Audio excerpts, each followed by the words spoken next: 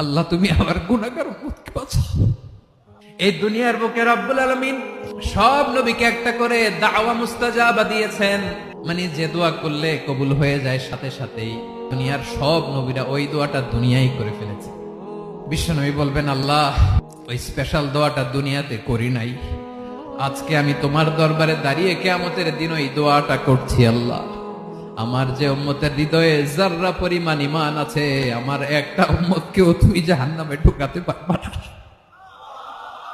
বিশ্বনবী পাগলের মতো একবার হাউজে কাউসারে যাবেন, একবার সিরাতে যাবেন, একবার পুলসিরাতের দিকে, একবার হাউজে কাউসারের দিকে পাগলের মতো দৌড়াতে থাকবেন, তার কোন গুনাহগার উম্মত যাতে জাহান্নামে ঢুকে না যায়।